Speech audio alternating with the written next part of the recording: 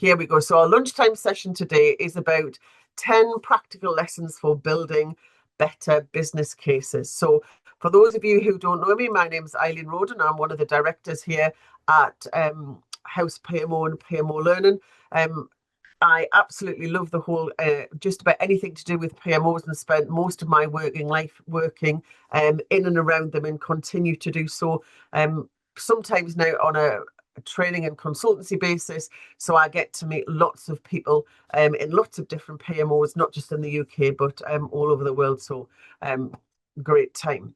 So in terms of PMO Learning, if people don't know who we are a specialist training company. I think the name says it all. We focus on upskilling and educating people who work in PMOs. So whether that's a project office, a program office, regardless of what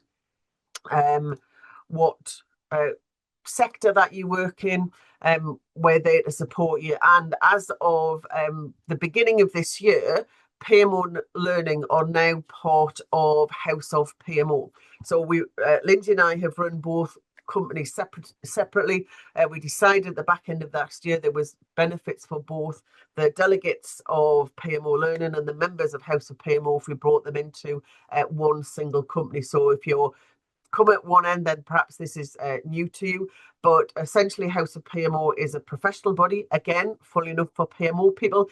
And we're there to support people's development. But also, one of the things that I think we found over the years is that building a community of PMO people, it's not me and Lindsay who support the development of those members. It's actually everybody like yourselves who kind of turns up, get involved in some of the kind of the conversations and create some of the things that are actually kind of used by our wider members.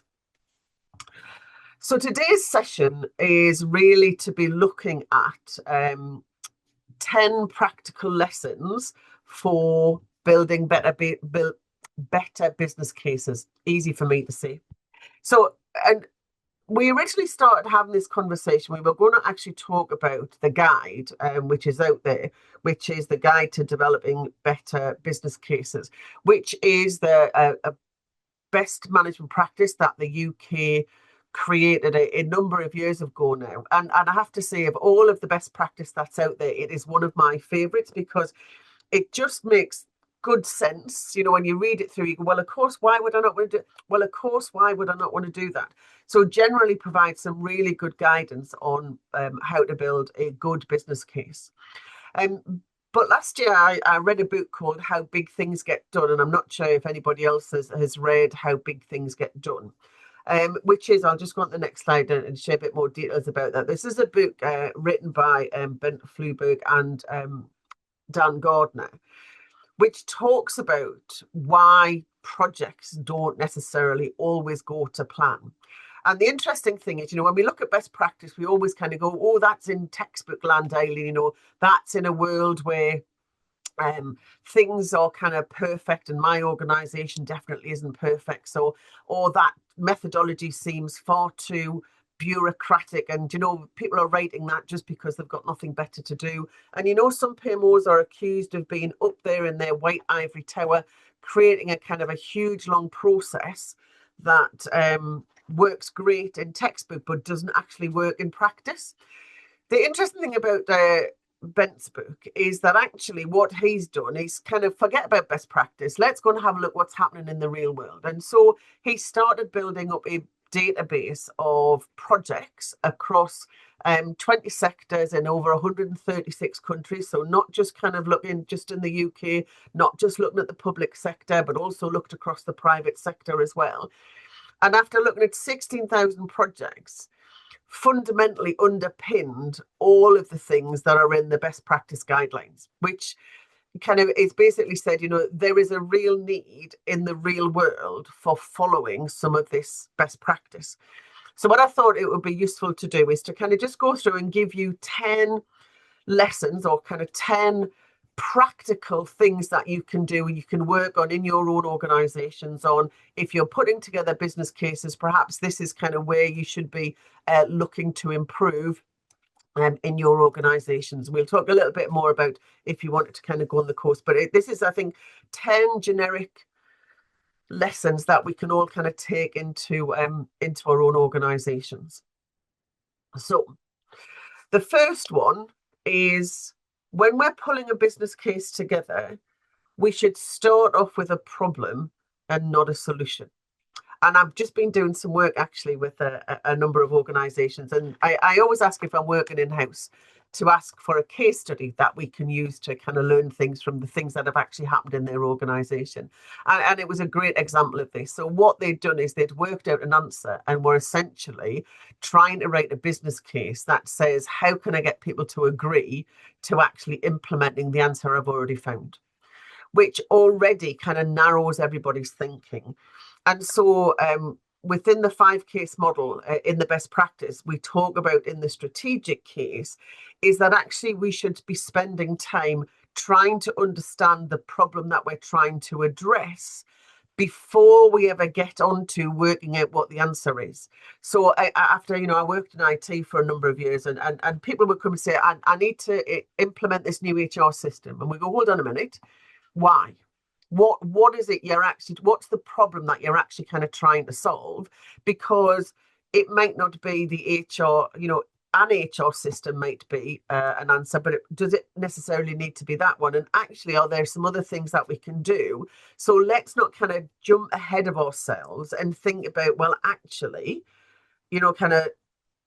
let's just kind of jump straight at the answer. Let's spend some time actually kind of working through what the problem is, so we can make sure and think about what we need to consider before we start getting to any planning of the conclusion. And what Bent found was that actually solution first thinking dramatically increases your chance of failure, because what happens is you end up going through all of those processes, you implement something, and funnily enough, it doesn't actually solve what was the fundamental problem, which you hadn't spent the time thinking about in the first place.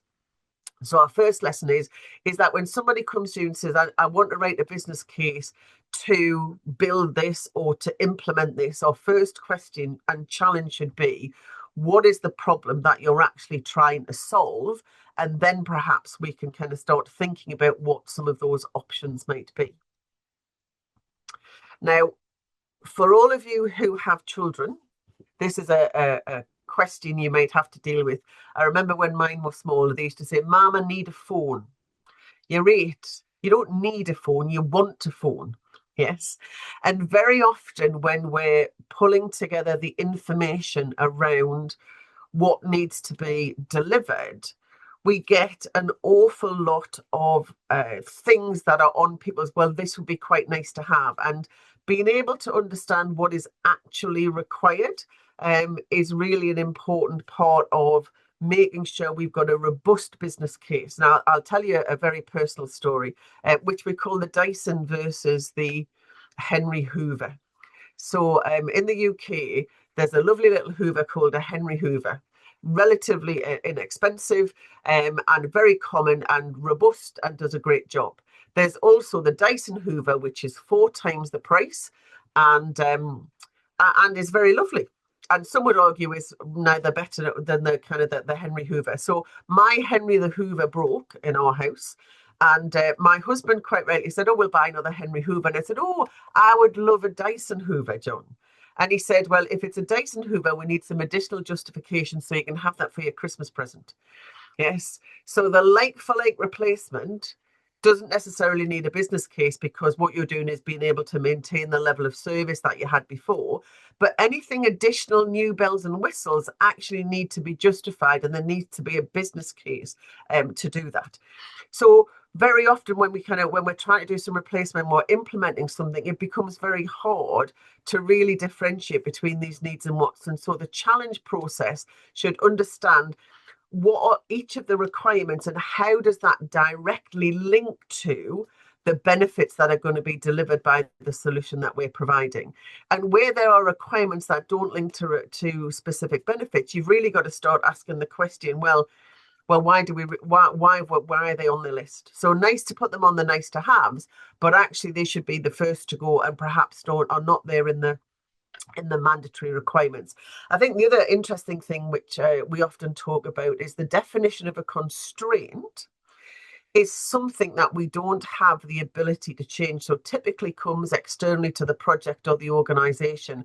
So again, senior management might say it needs to be in by September. Well, why?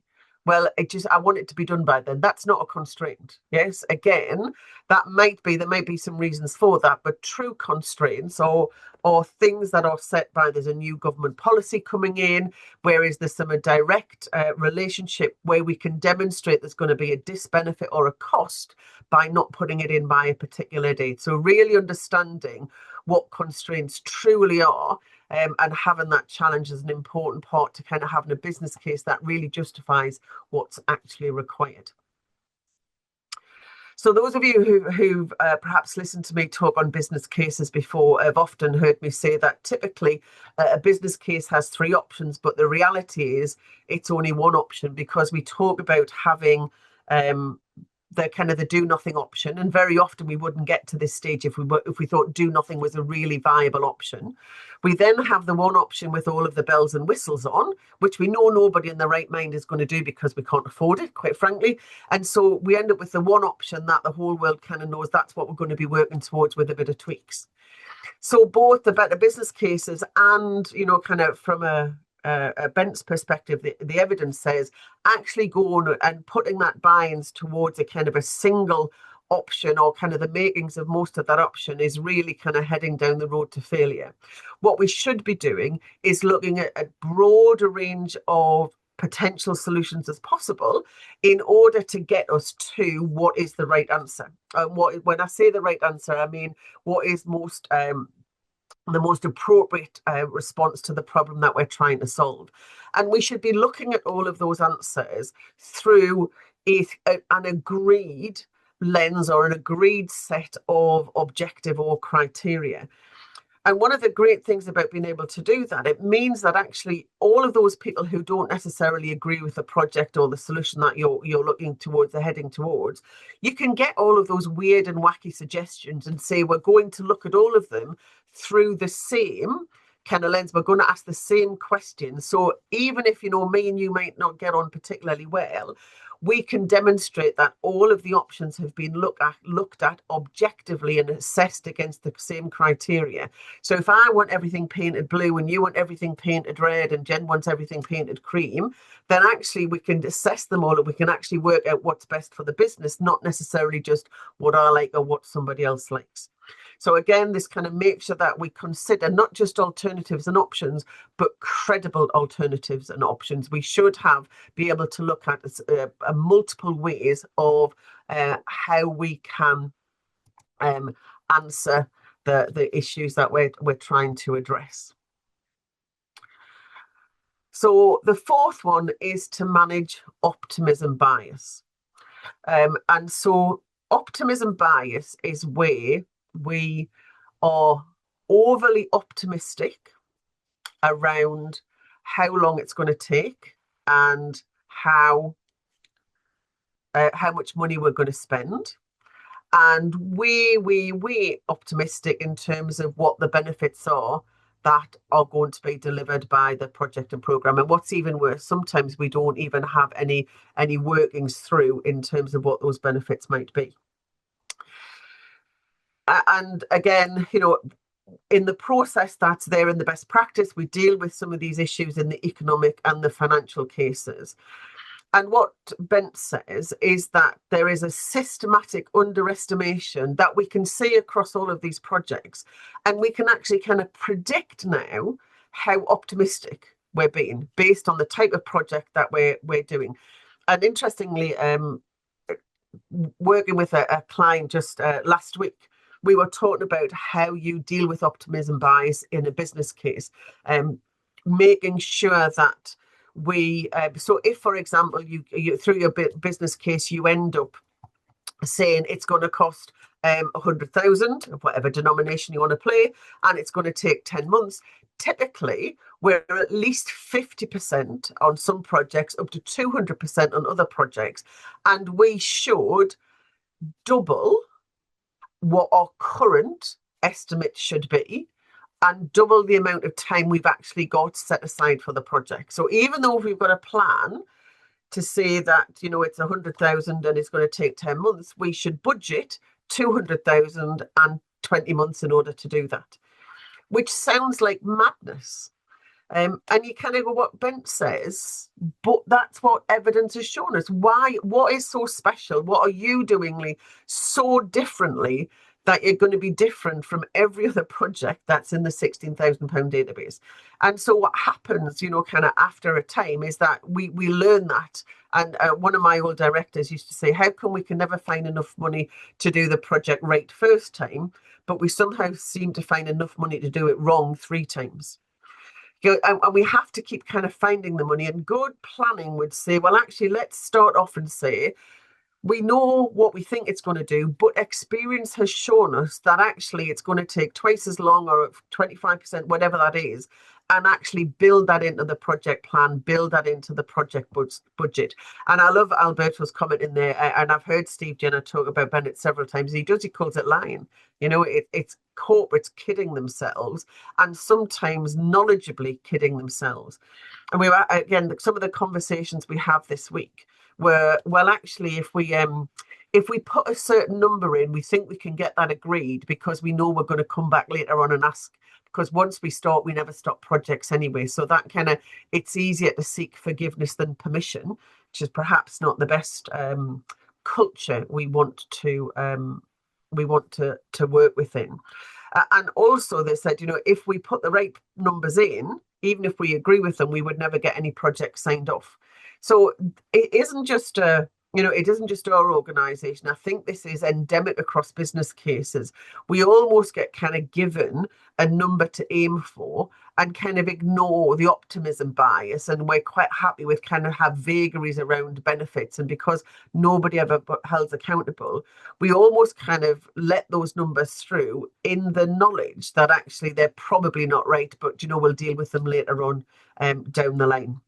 And I'm assuming we've all got some projects where that's kind of part of our day-to-day, what we have to deal with on the project. So this is kind of specifically around the kind of the optimism bias and recognizing kind of where the rest of the world and where other projects are delivering. The 5th lesson is to use evidence from past projects. So Oliver, you put reference class forecasting in. I deliberately didn't pick it up the time because I knew this next one was kind of coming along. So again, Bent says it improves forecasting, and evidence of past projects is actually going to help us.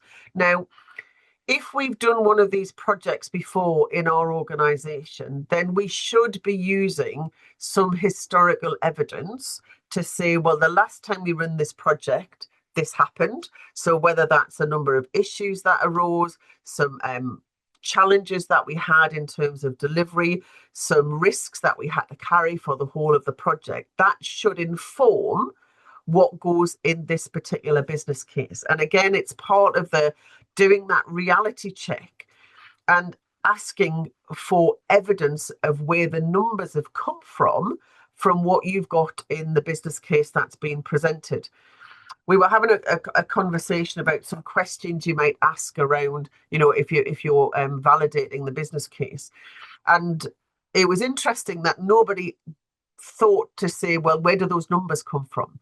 Where's the evidence to say you will get those benefits? Where's the evidence to say actually it will take 10 months to deliver? You know, kind of what have you based your, you know, what are your planning assumptions to get to those numbers? And the interesting is sometimes we've not had experience of doing those projects before. And people say, you know, then one of the definitions of the project is its uniqueness. And there are very few things that are being done for the absolutely first time. And I was doing some work with an organisation who were building a train station. That kind of limits the number of companies, doesn't it? But they were building a train station, and they were making the station of compacted polystyrene. And they'd never done that in the UK before. And so what they did was they went to France to see how they'd done it in France. And you go, hold on, that's a huge expense. But what they paid to do that site visit, speak to the engineer who'd actually done that project, saved them loads of headaches and cost, which they would only have found out as and when they had got halfway through the project. So recognizing that actually during the business planning and the business case development process, it's worth spending an amount of some costs to see where projects have been done before, perhaps do some research, perhaps going to kind of see some people in other organizations, because actually what you want when you sign your business case off is your best guess of how much that's actually going to cost and how long it's going to take you. So really interesting in terms of kind of when we think about the business cases and some of the conversations we have, where a single person gets to write the business case. They've not even talked to people in their own organization. They've not talked to the people who are doing the work, let alone people who've done a number of these projects before and a number of other organizations who've done these projects before. So this whole kind of concept of reference class forecasting becomes an important part of the input to the building of a better business case. I think what's really interesting now is with all of the work that's happening with AI, it becomes much easier to collate data and extract some of those kind of lessons and some of those considerations than perhaps it's ever been done before. So number 6 is about clarifying both the funding and the risk. So very often when we're putting a business case together, the sponsor and the project manager who collaboratively work on that, and we know the theory about it owned by the sponsor, but let's not kid ourselves, the project manager is there doing a lot of the input into that, is thinking about exactly where that money is going to come from and recognizing the alignment between who's carrying the cost and who's carrying the risk and associated risks of that project. So, and we're going to come on, we are going to kind of talk about kind of where the benefits come from shortly, but actually making it absolutely clear about where the controls are going to be and at what point that money is going to be released. In the governance, and Alberto's there's hiding his governance book behind him. If you move your hand, look, Alberto, you can kind of see people in the governance book. There we go. There it is. The P3G governance book says we need to make sure that we have, we understand how projects are governed differently from business as usual. But a lot of organisations fund their projects from allocation from different budget lines in business as usual. But we need to be absolutely clear where the funding is going to be, because what we don't want to do is start working on a project unless we know that that funding has been secured. And again, externally. But also then recognizing if we don't do what we've already talked about in terms of looking after the optimism bias, it means that we may have to be going back to those people. So if, for example, very typical, where you're going to be spending some of the IT budget, the IT director wants to be convinced that, kind of they're not going to have to suddenly find lots more money because, I hadn't factored in the ongoing license costs. I hadn't factored in the cost. We need a new server to run this new particular application. I hadn't kind of put in the fact that we're going to have an awful lot of training, which also comes out of that budget. So really understanding kind of this kind of who's carrying those risks and making sure they sign ownership as they sign the project off. I think the other thing which we often see as well is that the people who sign the project off say, yes, right, then we're going to sign this project off and Juliet's going to be the sponsor of this project. So actually Juliet's carrying all of the risk. She's signing up to do the project because she's written the business case, got a name on it, and therefore she carries the risk, without actually recognizing that Juliet works for the organization and the organization as a whole has to carry that risk. And therefore, it's important to understand as an organization, how much risk are we happy to carry, and not just at an individual project level, but also across the totality of risk across the organization in terms of business as usual risk and the risk of all of the other projects. So again, what we don't want to be doing is signing off a project where that risk looks reasonable, but when you add it to all of the other risks that we have in the organization, it might be the tipping point that says, actually, we're essentially putting the whole organization at risk because we've got one more risk that's going to be kind of added to the already kind of heavy risk register for the organization. And again, about that kind of transparency through the sign-off process becomes really important. Lesson 7 is about thinking commercially. Now, interestingly, when we're talking about the business case best management practice, they're very much a public sector organisation, but they have to make some procurements as they go through, so they need to be commercially minded. At which we kind of think, well, that sounds acceptable. But then for some organisations, what we're looking at is that actually the supply chain for this particular project might be other areas of the organisation. So we might need resources from other departments. We've also already talked about budgeting coming from other budget lines. And so we need to make sure and be confident of the supply chain, whether it be internally or externally, for our particular project or initiative. So Ben would say that weak commercial models actually amplify our delivery risk. So, you know, it's really important we get them addressed and we consider what they might be. And interestingly, when we talk about internally, so I did some work a few years ago now for a pharmaceutical organisation, and we were talking about putting their business case together. And what would happen is, if I'm pulling my business case together and I need some people from Amy's department, I'd go to Amy and say, Amy, I need 3 people from your department. Are you happy that I can have them? They'll be working kind of just probably 5 to 10 hours a week through the duration of the project. And Amy would say, yes, that's absolutely fine, Eileen, you can have them. So we'd get the business case signed off and I'd go to Amy and say, Amy, can I have those 3 people for the 5 to 10 hours a week? And Amy would go, oh yeah, but I didn't mean this month. Yes. So there's been a kind of a generic agreement, but we've not had the real conversations that have tied the, kind of the individuals that I was assuming I was going to get to ones that Amy's actually going to allocate to me. And I'd assumed they were going to be got at a particular date. And Amy's going, well, no, you can't have them later because my situation has changed. So making sure whether it be internally or externally, we've explored and have some confidence that the commercial agreements can be set up and are in a position to be signed off when we get the business case signed off as well.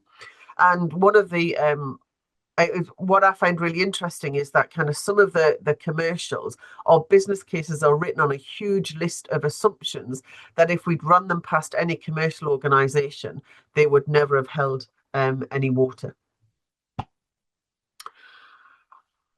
So the 8th one, which we said is about benefits. Now, interestingly, Bent says benefits are actually the weakest link, and I don't think that's kind of news to any of us. One of the other courses we run, actually, Carol's on the call. Carol runs the benefits management course, and I'm sure she would agree, is that organisations really struggle to get their heads around benefits management in terms of being able to articulate them in a meaningful way, but also in terms of doing them in a way that actually goes right from the very beginning of the business case right through to delivery of the project and then delivery of those benefits after the project has been agreed. And again, one of the things we often see in business cases, we have this great kind of myth about, kind of this business case, this project will save us £50,000 off the bottom line. And everybody goes, yeah, that's brilliant. So let's kind of, let's save £50,000. The project gets delivered, and a quote from somebody, the chief executive said, do you know what, Eileen, by the time we get to the end of the project, we're just pleased we've got anything at all.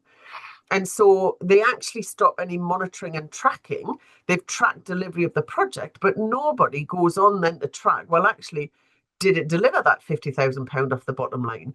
And so what sometimes happens for organisations that are kind of working on it, they kind of get to the end of the project and go, oh, what did we say the benefits were again? Oh, how are we going to track them? By which time the project manager's gone and the sponsor's gone back to play with business as usual. And it's almost kind of too late to do catch up. So best practice, and Ben kind of again provides the evidence that says right at from the early development of the business case, as we said, we need to understand the requirements, we understand how they need to be linked to benefits, and we need to understand who, when the project's finished, is actually going to be accountable for delivering those benefits and being accountable for them. And often, we might even have that in the business case, but what there isn't is the right governance structure in place to say, well, actually, I'm going to hold that person to account. So we're all quite good, one suggests, at kind of speaking to the project manager every month and saying, are you on track? Have we overspent? Where's the plan for the next month? But who, after project delivery, calls the sponsor or the benefits owners and say, so how are we doing with benefits delivery? So far, we've got the big cost of delivering the project. So we're carrying essentially a debit of £100,000. When are we going to start seeing those benefits come in? And we may not necessarily want to do that monthly, but I would suggest, kind of quarterly might be a good idea. So how is that project impacted the organisation's numbers? Where are we starting to see the kind of the improvements and the changes that we'd anticipated? And so it's not just the fact that, they might not be in the business case, but even if they are in the business case, we haven't got the right kind of plans in place to hold people to account. And one of the things that happens in the management case of the 5 case model is says we actually have to say, as part of putting the project in place, how we're going to manage the project and how we're going to record what the kind of the benefits are going to be post project delivery, and then kind of look at holding those people to account. So Alberto's put a question up there as we kind of go through in terms of what's the alternatives that don't have benefits management frameworks. Well, the sad thing is, Alberto, sometimes they don't have anything at all, not even as an alternative. But what can be quite useful is recognizing, if we call it kind of, I was going to say the word bedding in, building in the benefits by saying, well, actually, if your current sales forecast for this year is 50,000, you say we're going to get £20,000 more sales, we can kind of build that in by saying, well, actually, we set your target for next year to be 70,000. So we don't necessarily record them as a separate benefit, but we then set the target and the business outcomes to be what it should be for the next year. But actually, the kind of the process of doing that, and a real life example, I did a project several years ago when I was an HR manager, and I'd kind of said, kind of if we do this change, then actually we'll save kind of a couple of days here and a couple of days there. And actually, if you add that all up, that's an FTE. So I currently had a team of 11. We were putting in our business plans for the next 12 months, doing our budget and planning. And I put in for my team of 12 and all the rest of it. And my director came back and said, no, you've only got 11 next year, Aileen.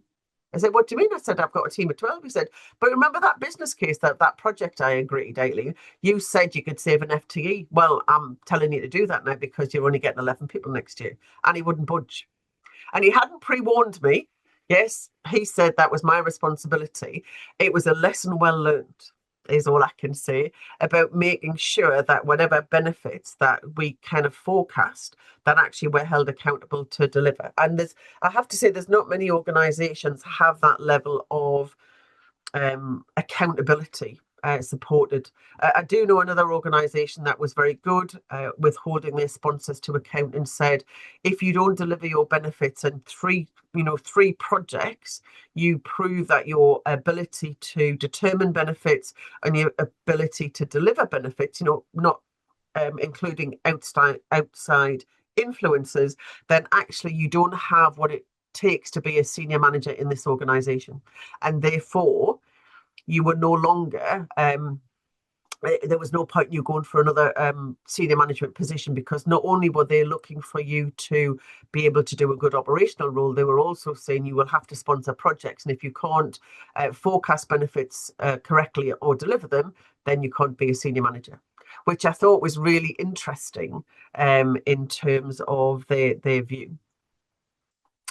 I think, Oliver, your question in terms of that kind of uncertainty of benefits, I think one of the challenges, again, we don't often do, is actually allow the sponsors to update those benefits as we go through.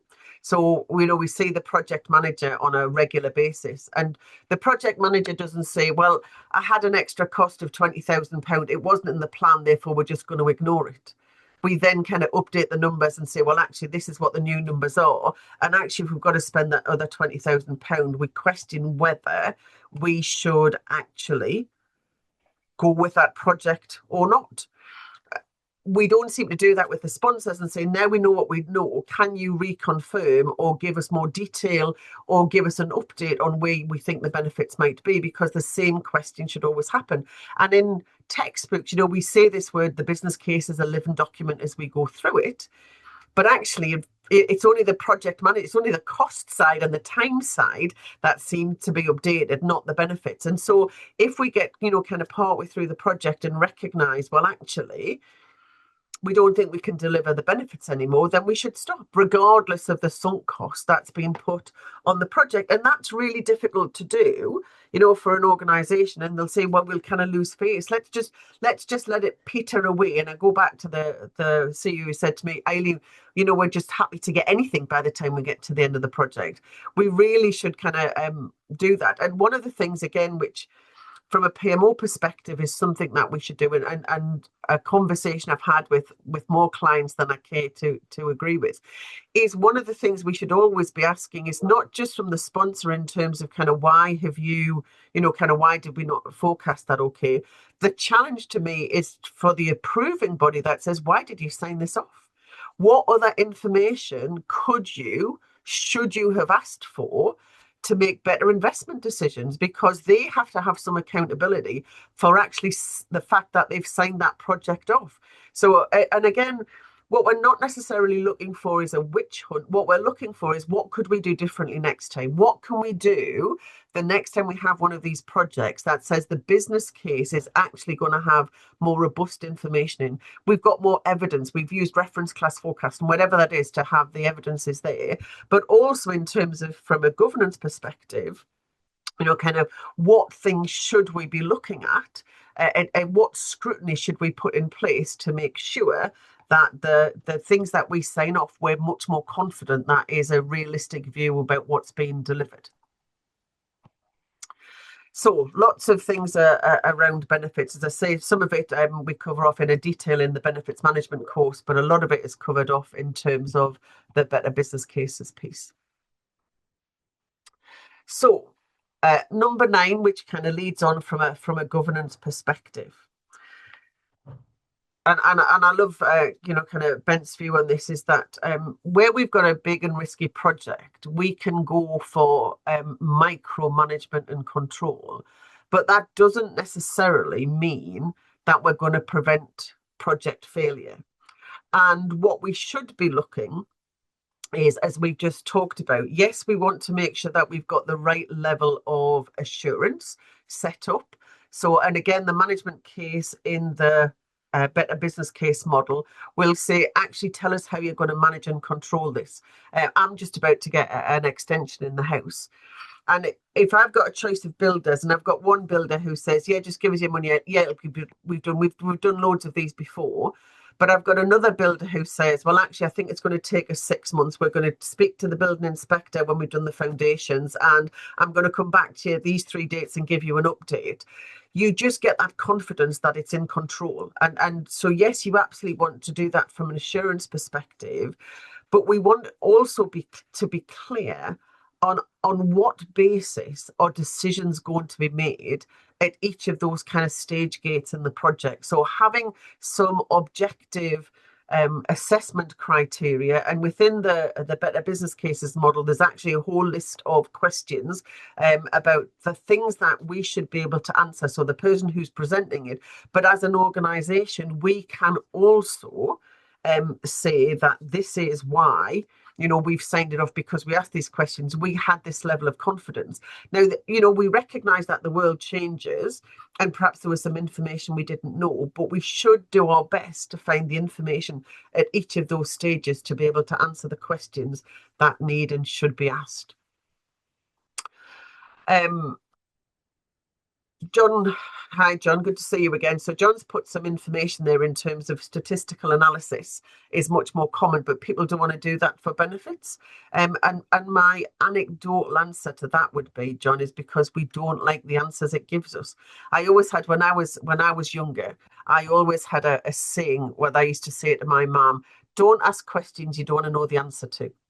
Yes. And and it was always an interesting one. And I think this is a really interesting one here is that if we did that analysis, the answers would be pitiful. And actually, organizations don't really want to know that the numbers are not what they would anticipate them to be and are certainly not what's being delivered because it calls them as individuals into credibility. And I know an organization where a really good PMO individual produced some numbers in terms of what it actually cost to deliver a project.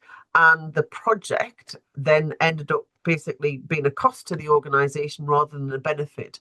And rather than being thanked for that information, they were told never to produce that report ever again. So interestingly, in terms of kind of the information that people kind of truly want to know, and particularly where we've got projects where it's really good for my department, or actually I've got we call them pet projects or passion projects, things that we really want to go ahead. And I can think of lots of good reasons why it will. Actually holding the mirror of reality is probably just going to be really it's not what I want to do. So again, one of the things we talk about, not necessarily just specifically in Better Business Cases, is that role of the PMO of holding the mirror up to the organization and say, can we just be clear that what you're doing is walking into this with open eyes, and this is the information you need to know. And if you're happy, then that's fine, and you're within your right to do that. But actually, all of the evidence would suggest it's probably not a good idea, and people just don't want to listen. So I don't know whether, John, your experience is different, but I suspect it's because they kind of know in the back of their mind their answer. And what's that old adage? Better to keep your mouth shut and people think you are a fool than open it and prove it beyond all doubt. And this is about, they might have a vague notion that perhaps it's not as good as they want it to be. But actually, if they go and do the analysis and find it out, they're going to have to do something about it. And they may not necessarily want to do that. So the final lesson we're going to talk about today, which is an interesting one and part of what why we do these courses, is because in an awful lot of organizations, when we're talking about business cases, we provide somebody with a template and say, can you fill that in, please? We don't necessarily give them the process or the skills and capability to be able to pull together a good business case. And as we've already talked about, it isn't just the people who are pulling the business case together who need their skills development. It's also the people who are reviewing, updating, and signing off those business cases who need the help and guidance.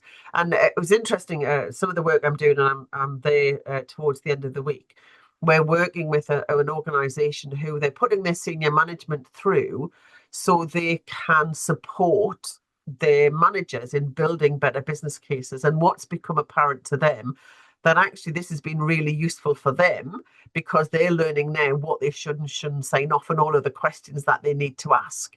So it's helping them establish the governance for good business cases in their organization. So Ben's book is a really good book. I highly recommend it just to get the real kind of essence of the reality of where the problems are with business cases. As I said, kind of the 5 case model is one of the things that I genuinely like because it isn't just a template. It gives us 10 steps and 35 actions and takes us through how to build the business case, not just kind of what the business case should look like. So that's, that's one of the reasons why I think this really does add value and is something that's worth learning, as I said, not just for the the people who are going to be writing business cases, obviously for the PMO who are going to be supporting the organisation in writing those business cases and providing the necessary kind of templates and support, but also for those people who are going to be going through the approval process. So whether you've got kind of an investment, an investment board or a projects approvals board, really useful for them to attend as well. Now, like most of the certifications, the course has both a foundation and a practitioner level, and not necessarily everybody needs to go through and do the full kind of practitioner level. At the foundation level, it's about making sure we kind of understand the structure and the key terminology. We can kind of work with that. The practitioner model is really about kind of making sure we understand the more detailed nuances so we can kind of provide the support or actually get involved in writing those business cases. So we do have a course. I always forget about the exam because I don't worry about the exam. Somehow delegates kind of get they like to know a little bit about the exam. So they're both multiple choice. The foundation is 50 questions in 40 minutes.